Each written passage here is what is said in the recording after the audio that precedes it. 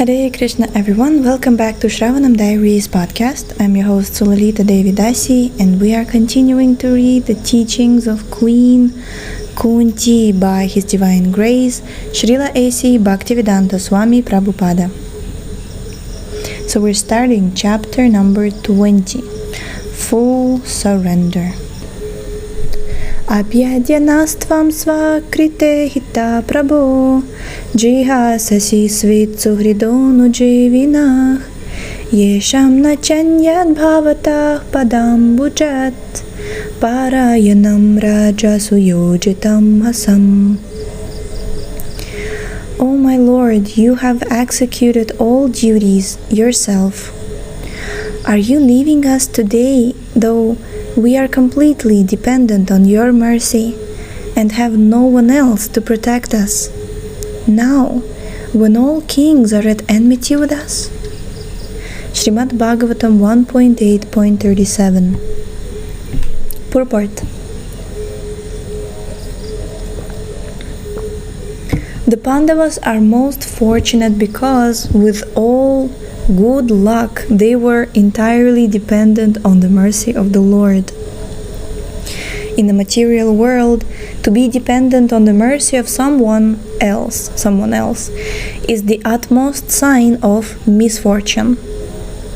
But in the case of our transcendental relation with the Lord, it is the most fortunate case when we can live completely dependent on Him. The material disease is due to thinking of becoming independent of everything. But the cruel material nature does not allow us to become independent. The false attempt to become independent of the stringent laws of nature is known as material advancement of experimental knowledge. The whole material world is moving on this false attempt at becoming independent of the laws of nature. Wow. Beginning from Ravana, who wanted to prepare a direct staircase to the planets of heaven, down to the present age, they are trying to overcome the laws of nature. They're trying now to approach distant planetary systems by electronic mechanical power. But the highest goal of human civilization is to work hard under the guidance of the Lord and become completely dependent on Him. The highest achievement of perfect civilization is to work with valor, but at the same time depend completely on the Lord. This is it. This is the reference. I'm sorry. It's actually very, very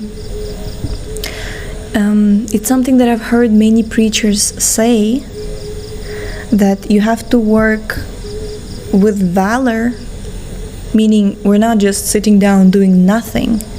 I'm completely dependent on the Lord, I will do nothing, the Lord will do everything. No, it's not the case. But you have to work with valor, but at the same time depend completely on the Lord. This is it. The highest achievement of perfect civilization.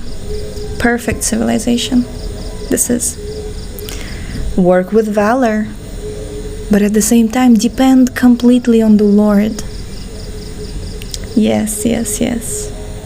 Jai. Wow. So, excuse me for the words. So, the Pandavas were the ideal executors of this standard of civilization. Undoubtedly, they were completely dependent on the good will of Lord Sri Krishna. But they were not idle parasites of the Lord. Wow, They were all highly qualified both by personal character and by physical activities. Still, they always looked for the mercy of the Lord because they knew that every living being is dependent by constitutional position. The perfection of life is therefore to become dependent on the will of the Lord instead of becoming falsely independent in the material world. Those who try to become falsely independent of the Lord are called anatta, or without any guardian, whereas those who are completely dependent on the will of the Lord are called sanata, or those having someone to protect them. Jai. Therefore, we must try to become sanata, so that we can always be protected from the unfavorable condition of material existence. By the deluding power of the external material nature, we forget that the material condition of life is the most undesirable perplexity. 100%. Oh my God. The Bhagavad Gita 7.19 therefore directs us that after many births, one fortunate person becomes aware of the fact that Vasudeva, Krishna, is all in all, and that the best way of leading one's life is to surrender unto him completely. That is the sign of the Mahatma. All the family members of the Pandava family, all the members of the Pandava family were Mahatmas in household life. Maharaja Yudhishthira was the head of these Mahatmas, and Queen Kunti Devi was the mother. The lessons of the Bhagavad Gita and all the Puranas, specifically the Bhagavata Purana, are therefore inevitably connected with the history of the Pandava Mahatmas. For them, separation from the Lord was just like the separation of a fish from water. Srimati Kunti Devi therefore felt such a separation, like a thunderbolt, and the whole prayer of the queen is to try to persuade the Lord to stay with them. After the battle of Kurukshetra, although the inimical kings were killed, their sons and grandsons were still there to deal with the Pandavas. It is not only the Pandavas who were put into the condition of enmity. All of us are always in such a condition. And the best way of living is to become completely dependent on the will of the Lord and thereby overcome all difficulties of material existence. After the battle of Kurukshetra ended and the Pandavas were established in their kingdom, Krishna, before going back home to Dwarka, was taking leave of his aunt and bidding her farewell. It was at that time that Kunti offered this prayer. Now she directly asks, "Is it a fact that after finishing your duty, you are going away and leaving us alone?" This is the devotee's position. Kunti Devi says, "Yesham nachanyad bhavatah padambujat." We have no means of protection other than your lotus feet. This is full surrender. In the process of surrender, Sharanagati, there are 6 items. The first is that one should completely depend on Krishna. And the next is that one should accept everything favorable for Krishna's service. Anukulyasya sankalpa. Anukulyena Krishnano Shilanam Bhaktir Uttama. A symptom of first-class bhakti, devotional service, is that one accepts everything favorable for that service.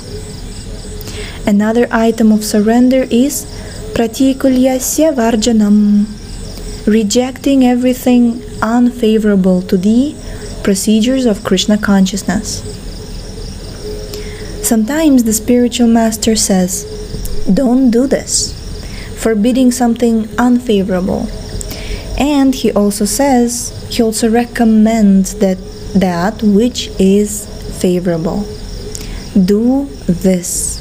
Chant Hare Krishna. Haribol. Hare Krishna. Full surrender therefore entails giving up unfavorable things and accepting that which is favorable. Anukulyasya sankalpah pratikulyasya varjanam. Pratikulyasya varjanam. Furthermore, one should believe with full faith, Krishna will give me protection. And one should count oneself as one of the servants of Krishna. These are some of the items of Sharanagati, full surrender. Jai, full surrender. Now, Kunti Devi says, my dear Krishna, if you think that we are well established now that we have our kingdom back, and if you therefore want to leave us, that is not a very good proposal. We are not free yet, because we have killed so many kings. All their friends and relatives are planning to come fight with us again. So don't think that we are free from all dangers. We are not. And we have no protection other than your lotus feet. That is our position. Thus she indirectly says to Krishna, don't leave us, don't think that we are now safe. Without your protection, we are always unsafe. This should be the position of a devotee. We should know that we are actually in danger in this material world. Maya, illusion, may catch us at any time. As soon as we are a little inattentive, thinking, now I have done my duty, let me take a little rest. No, there is no rest. We must always be alert. We must be always alert. There is a verse in which Srila Rupa Goswami says, Avyartha kalatvam. A devotee should be very careful to see whether his time is being spent unnecessarily. He should ask himself, am I now engaged in Maya's service or Krishna's service? This is a symptom of an advanced devotee. Namagane sadaruchi. Such a devotee is never tired of chanting, singing, or dancing. The word sada means always, ruchi means taste. A devotee always has a taste for chanting Hare Krishna. Oh, very nice. Hare Krishna, Krishna Krishna, Hare Hare, Hare Rama, Rama Rama, Hare Hare. This is taste. Of course, this taste takes time to awaken. But when Rupa Goswami was chanting, he was thinking, I have only one tongue and 2 ears. What can I appreciate of chanting? If I could have millions of tongues and trillions of ears, then I could relish something by chanting and hearing. Of course, we should not imitate him, but the devotees of the Krishna consciousness movement must at least be very careful to complete their 16 rounds, their minimum amount of prescribed chanting. Nama Gane Sadaruchi. We have to increase our taste for singing and chanting Hare Krishna. Jai. Hare Bol. Thank you so much for tuning in today. We're going to stop here. We will continue tomorrow. So the link to this book is in the description. Please check out our website shravanamdiaries.com, and we shall see you tomorrow. Hare Krishna.